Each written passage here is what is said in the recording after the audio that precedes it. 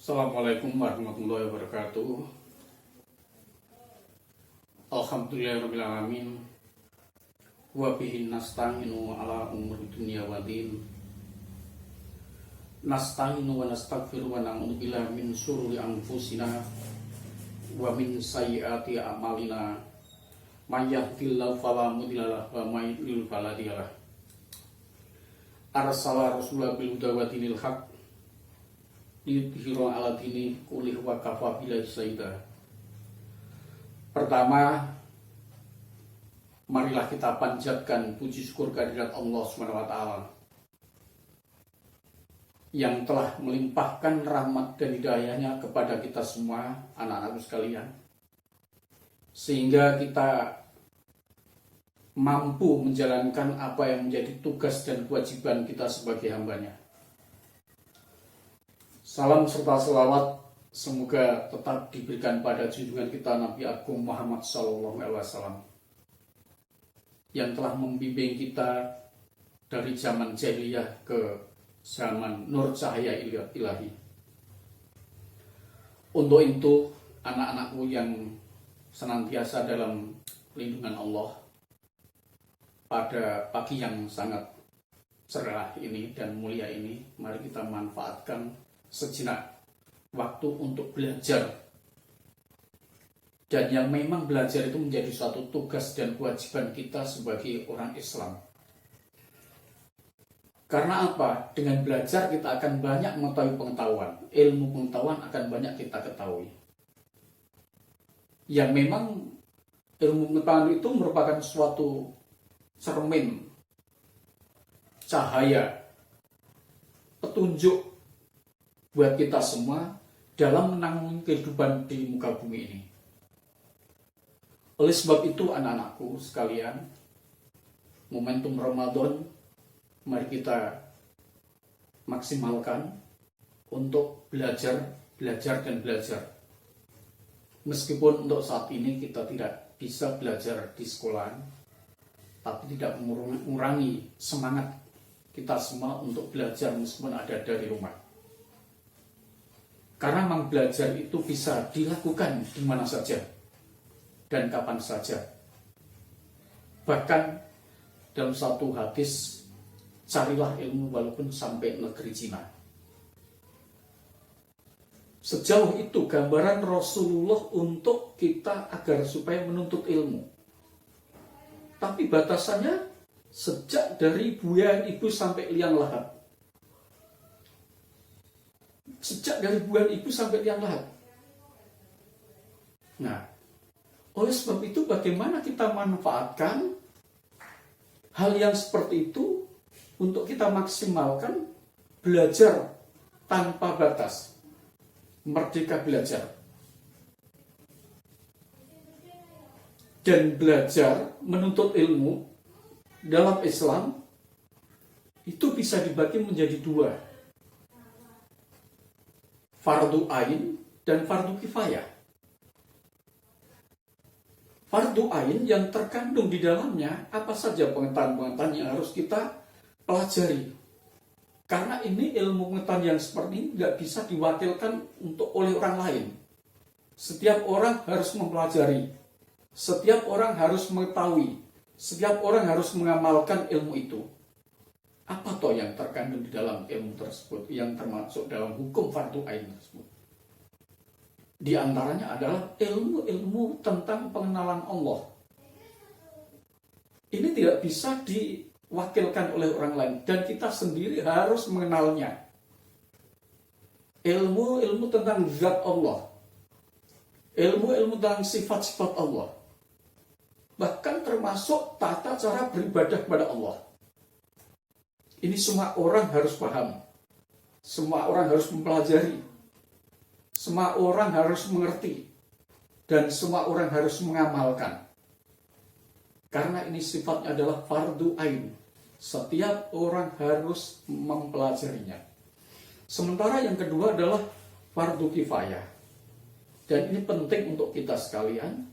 Yang dimana di dalam kehidupan bermasyarakat kita butuhkan ilmu-ilmu itu, antaranya adalah ilmu kedokteran. ilmu pertanian, ilmu manajemen, ilmu antariksa, dan seterusnya. Ilmu-ilmu itu sangat kita perlukan. Akan tetapi jika ini sebagian dari kita sudah ada yang mempelajari dan kita tidak mempelajari, itu tidak apa-apa. Maksud dan tujuannya apa? Kenapa ilmu-ilmu itu kita harus ketahui?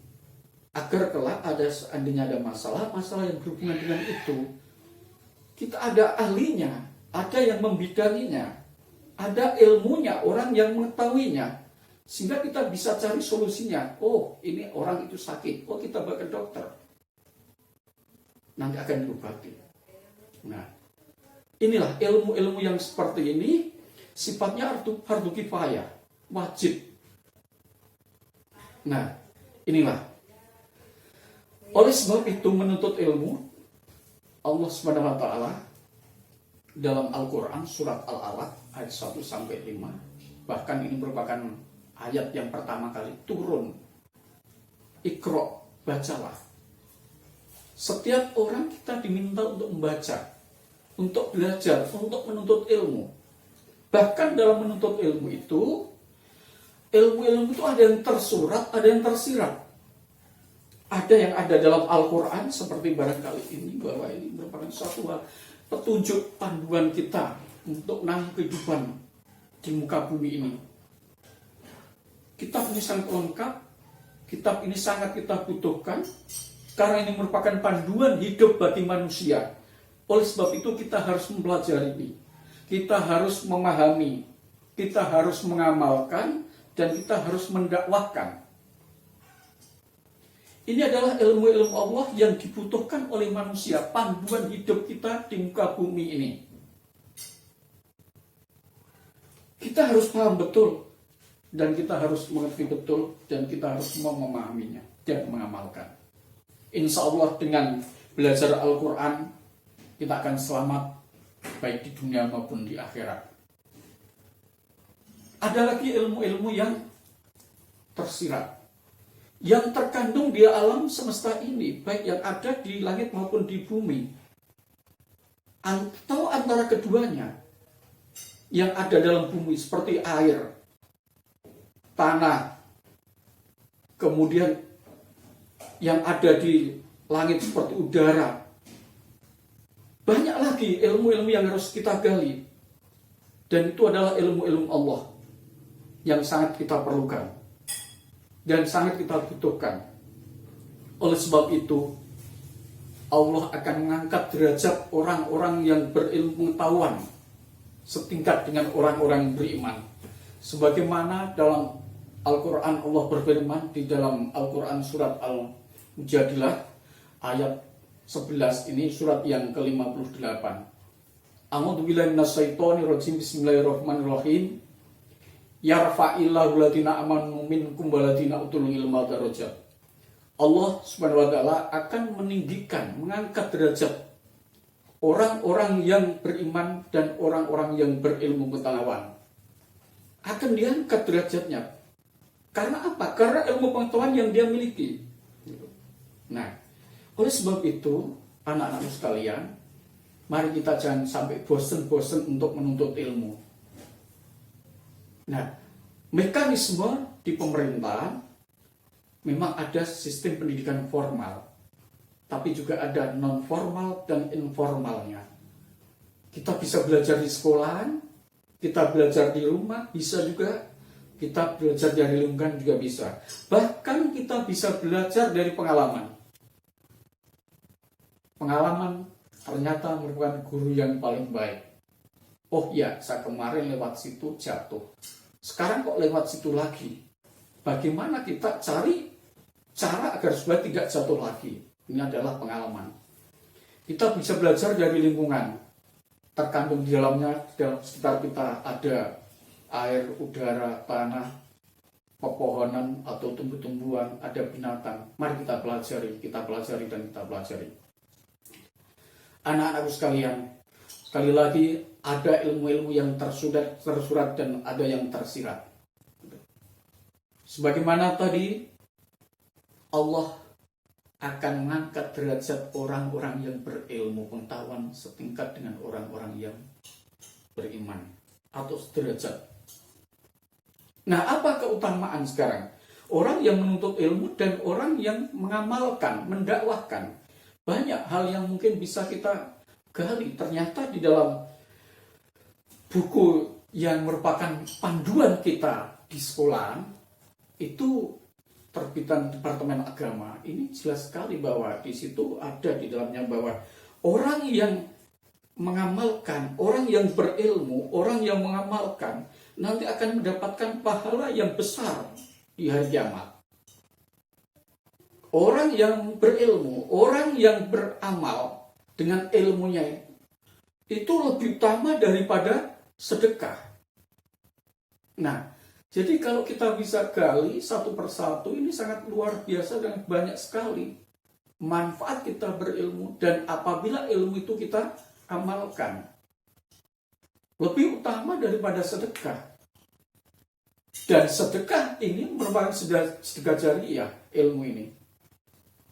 Jadilah kita semua orang yang berilmu, dan dengan ilmu kita manfaatkan, kita amalkan, kita sampaikan kepada saudara-saudara kita, pada masyarakat, biar kelak kita ibarat pohon yang sangat rindang.